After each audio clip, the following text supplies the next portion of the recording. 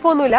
ചെയ്തിട്ട് നമുക്ക് സ്റ്റീം ചെയ്തെടുക്കാം. ഇപ്പൊ എന്തായാലും നമുക്ക് കുറച്ച് മീനിന്റെ മസാല റെഡിയാക്കാം. കുറച്ച് കുരുമുളക് എടുക്കാം.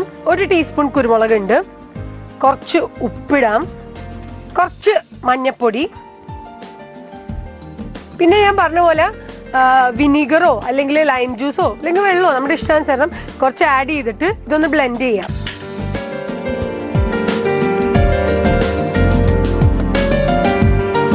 ഇതിലിപ്പോ ഉപ്പുണ്ട്, കുരുമുളക് ഉണ്ട്, മഞ്ഞൾപ്പൊടി ഉണ്ട്. ഏകദേശം ഒരു പേസ്റ്റ് രൂപത്തിലാക്കിയിട്ട് നമ്മുടെ ഫിഷ് നമുക്കിതിൽ ഫിഷിന്റെ മീതെ അതുപോലെ അകത്തും നന്നായിട്ട് മിക്സ് ചെയ്ത് വെക്കുക.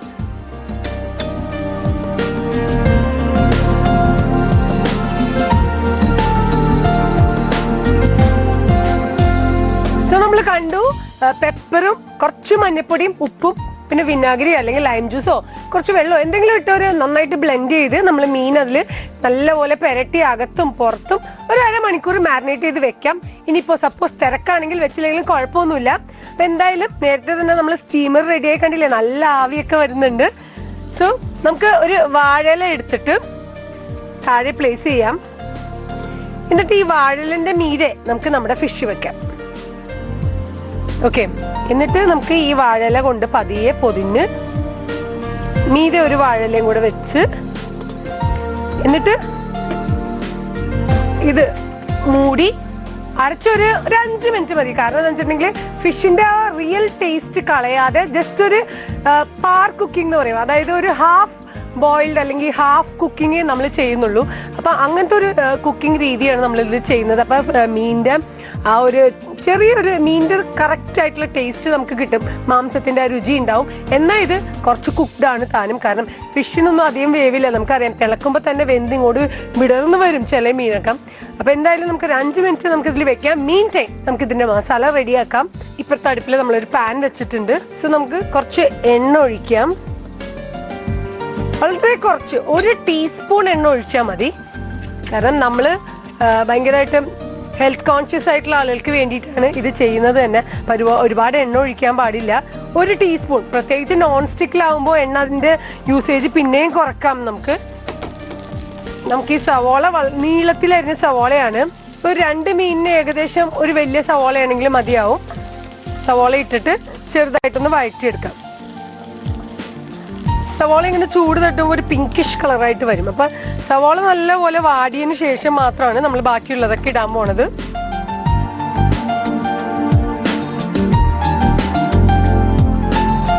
ഓക്കെ, ഇനി നമുക്ക് ഇതിലോട്ട് കുറച്ച് ഇഞ്ചി ഇടാം. കുറച്ച് ഇഞ്ചി ഇട്ടു. അതേപോലെ തന്നെ കുറച്ച് വെളുത്തുള്ളി ഇടാം. കുറച്ച് പച്ചമുളക് ഇടാം. കുറച്ച് ഉപ്പ് കൂടെ ആഡ് ചെയ്യാം. കാരണം നമ്മുടെ സവോളയിലും പച്ചമുളകിലും വെളുത്തുള്ളിയിലും ഒക്കെ ആ ഒരു ഉപ്പിന്റെ ഒരു സ്വാദ് കിട്ടണം. അപ്പൊ അതുകൊണ്ട്, കാരണം നമ്മൾ ഒരുപാട് എണ്ണ ഇട്ടിട്ടൊന്നുമല്ല ചെയ്യുന്നത്, വളരെ കുറച്ച് എണ്ണ ഇട്ടിട്ടുണ്ടായിരുന്നുള്ളൂ. ഈ ഉപ്പും കൂടി ഇട്ട് കഴിയുമ്പോൾ സവോളയൊക്കെ പെട്ടെന്ന് മൊരിഞ്ഞു കിട്ടാൻ സഹായിക്കും. ഇനി കുറച്ച് വേപ്പില കൂടി ഇടാം.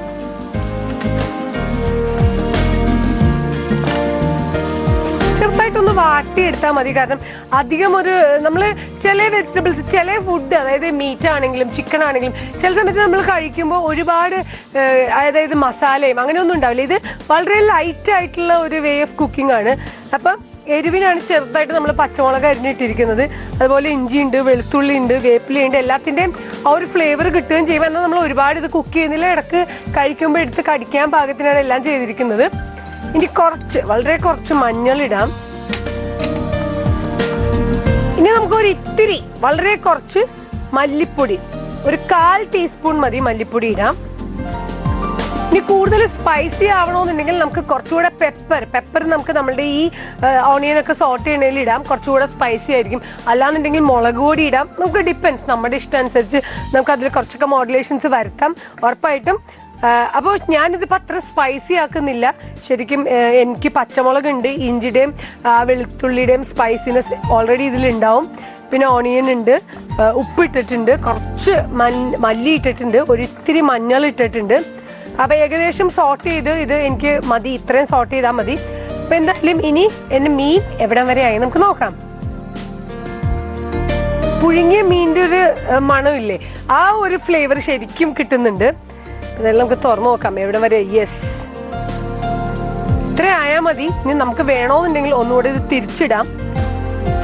ഇനി അപ്പുറത്തെ സൈഡ് വെന്തിട്ടില്ല എന്ന് തോന്നുകയാണെങ്കിൽ മെല്ലെ പതുക്കെ ഇത് തിരിച്ചിടാം. എന്നിട്ട് ഇതുപോലെ ഒരു 2 മിനിറ്റ് കൂടെ വെച്ച ശേഷം നമുക്ക് വീണ്ടും എടുക്കാം. സോ നമ്മുടെ സവാളയും പച്ചമുളകും ഇഞ്ചിയും വെളുത്തുള്ളിയും വേപ്പിലയും കുറച്ച് കുരുമുളക് നമുക്ക് വേണമെങ്കിൽ ഇടാം, അല്ലെങ്കിൽ മഞ്ഞപ്പൊടിയും കൂടി ഇട്ട് ഉപ്പൊക്കെ ഇട്ട് നമ്മുടെ മിക്സ് റെഡി ആയിരിക്കുകയാണ്. അപ്പൊ നമുക്ക് ഈ മിക്സ് ആദ്യം കുറച്ച് ഒരു വാഴയിലോട്ട് സ്പ്രെഡ് ചെയ്യാം. പകുതി, ഏകദേശം ഒരു പകുതി നമുക്ക് ഇടാം. ഇനി നമുക്ക് ഇതിന് മീതെ നമ്മുടെ ഫിഷ് ഇടാം. അതിന് മുന്നേ കുറച്ച് ടൊമാറ്റോസ് കൂടി നമുക്ക് അവിടെ ഇടാം. ഏകദേശം 2 മിനിറ്റും കൂടെ കഴിഞ്ഞു. എന്റെ ഫിഷ് കൂടെ റെഡി ആയിട്ടുണ്ട്. പക്ഷെ നമുക്ക് തുറക്കാം.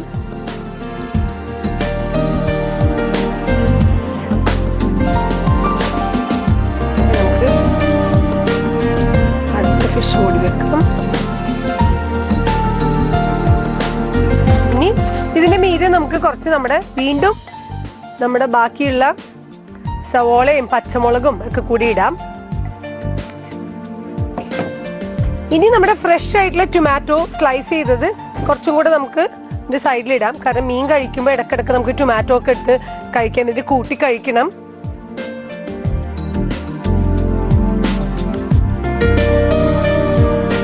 കണ്ടില്ലേ, നമ്മുടെ സ്റ്റീം ഫിഷ് റെഡി ആയിരിക്കുകയാണ്. കാരണം നമ്മൾ ഈ ഫിഷ് സ്റ്റീം ചെയ്തത് മാത്രമല്ല, ഇതിൽ കുറെ ഇപ്പൊ നമ്മുടെ ടൊമാറ്റോ ആണെങ്കിലും സവാള ആണെങ്കിലും നമ്മൾ ഒരുപാട് കുക്ക് ചെയ്തിട്ടില്ല. ടൊമാറ്റോ നല്ല ഫ്രഷ് ആയിട്ട് തന്നെയാണ് നമ്മൾ ചോപ്പ് ചെയ്തിട്ടിരിക്കുന്നത്. ഞാൻ പറയാം, ഹെൽത്ത് കോൺഷ്യസ് ആയിട്ടുള്ള കൊളസ്ട്രോൾ ഫ്രീ ഭക്ഷണം വേണമെന്ന് കൊതിക്കുന്ന എല്ലാവർക്കും, പ്രത്യേകിച്ച് ഫോറിനേഴ്സിനൊക്കെ ഒരുപാട് ഇഷ്ടമാകുന്ന ഒരു റെസിപ്പിയാണിത്. സോ തീർച്ചയായിട്ടും എല്ലാവരും ഇത് ട്രൈ ചെയ്ത് നോക്കണം, ഫീഡ്ബാക്ക് അറിയിക്കണം. അടുത്ത ദിവസം മറ്റൊരു വിഭവമായി നമുക്ക് വീണ്ടും കാണാം.